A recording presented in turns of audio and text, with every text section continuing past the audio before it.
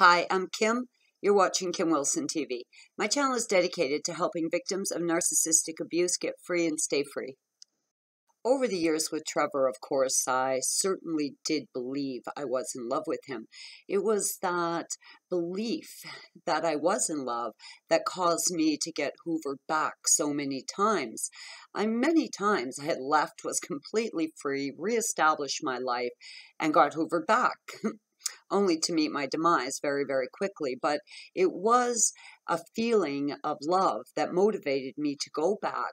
I truly did believe that I loved him. I believed that the relationship was valuable, that there was some morality, integrity in saving the relationship. And I want to talk about that today. During the initial idealization and love bombing, I definitely saw red flags, and truly, for the first time in my life, completely ignored my intuition. There was something unnatural, absolutely unnatural about the early idealization and love bombing. There was red flags. Something about it felt synthetic, almost toxic, really unnatural, where of course I had been in loving relationships over my lifetime, and the relationship seemed to flow very naturally, very casually, where this relationship felt more contrived, more forced, definitely more manipulated than a natural loving relationship that was just moving fluidly. Many of us have expressed a feeling like we were in a trance, almost a hypnotic state, experiencing what I would call almost extreme love. And I certainly did feel that, this extreme, intense love for someone who I ultimately did not find attractive, someone whose philosophies and principles in life I didn't agree with. And next thing you know, there I am, desperately in love, or believing I was, and doing everything in my power, totally locked on to fixing him, fixing the relationship, fixing myself, assuming tremendous amount of blame and humiliation for the things that were going wrong. I was absolutely in a tailspin trying to salvage what I believed to be a true relationship. Now, when I look back on it now, a year free, I would have to ask myself, what was all that intense love about? Is that what it really was? Because looking back now, I do recognize that Trevor had been planting seeds. Seeds in my mind, in my heart, in my soul.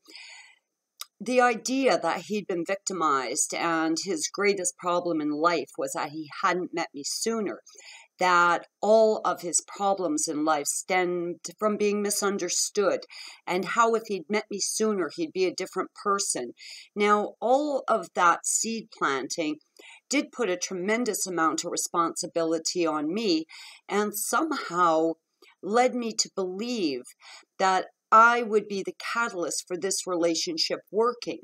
If I could just understand him enough, if I could just be patient and tolerant enough, if I could just be the partner he needed me to be, everything would be fine. And at the end of it, there would be some golden nugget of love for me.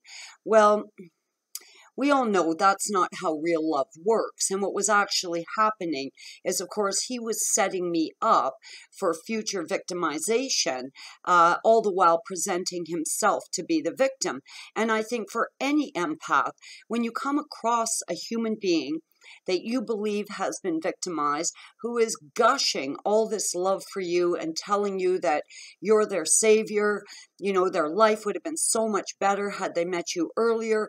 I mean, it really creates quite an emotional tidal wave that did, for me at least, produce a feeling of love and obligation and responsibility and all this integrity and saving this relationship and making this relationship work. Now, of course, looking at it now, it was nothing but, calculated manipulation, mindfuckery, and bullshit.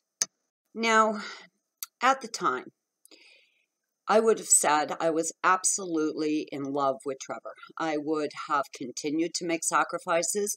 I would have continued to let my life just dissolve right before my eyes because I believed this love was important. Now, I'm going to tell you a year later, looking at it, That is not what was happening. It absolutely was not what was happening. I know the difference between manipulation, abuse, mind control, and real love.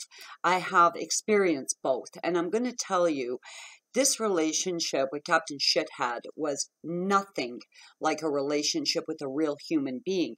So with that said, I have to now question myself, truly look inside myself and ask myself, was that genuine love?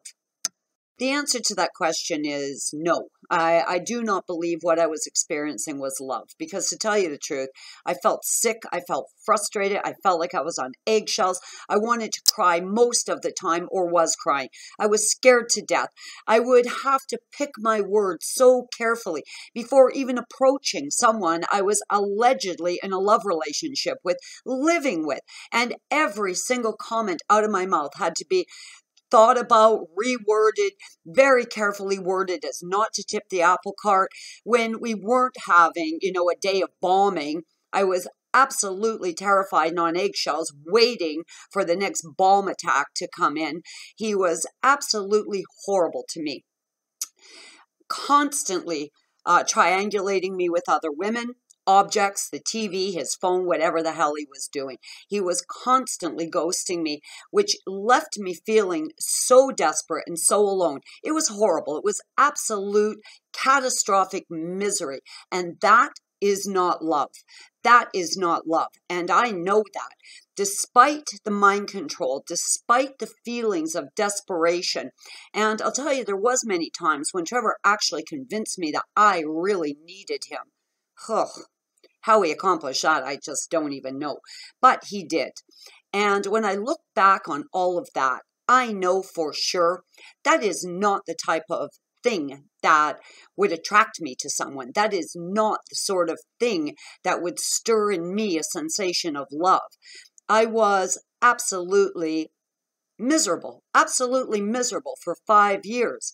Now, when I'd leave, of course, I would feel that tremendous sense of agony that I know a lot of you are experiencing right now. But the day came, and it was 5 years into the relationship, when I knew I'd seen and heard all I will ever need to see and hear, and I knew I was done. He crossed every line, he had crossed every boundary, and I just wasn't buying the bullshit anymore. And to be honest, I really didn't know what I was dealing with, but I knew that was never going to fit into my vision for my life. It wasn't fitting my vision for what I wanted as far as the relationship went, period. I was done. Abuse was absolutely soul-wrenching. I will say it was the abuse reaching epic proportions that finally jarred me awake, finally allowed me to see what he really was and what the relationship had actually been. So by the time I had developed and executed my exit strategy, and trust me when I say I wasn't walking away, I felt like I was running, fleeing, escaping utter misery. So by the time I did leave, I was no longer in love. I had been absolutely jarred awake. I was sickened by the sight of him. I had discovered him to be the most deplorable, disgusting piece of shit I had ever encountered in all my life. Not only was I fleeing, I never wanted to see his rotten face again. So I was very, very lucky in that sense, because on those times previous when I had left and was still feeling a soul tie to him, it left me highly vulnerable to be hoovered back in, and I was hoovered back in. It was that lingering soul tie that caused me to get hoovered back in so many times. I'm going to say maybe 7, 8, 9 times. By the time I left, of course, I was suffering a tremendous number of symptoms. I was extremely physically ill. I was thin. I was broken. My spirit was crushed. I was in grave financial trouble. My career was destroyed, but I was not in love. I'd like to ask you guys to please leave a comment and let me know if this awakening has caused you to feel that maybe it wasn't love at all, more some kind of evil form of mind control. Severing the soul tie once and for all was so much easier for me once I'd recognized that hadn't been love at all. I'm Kim. You're watching Kim Wilson TV. I hope you guys are having a great narc-free day.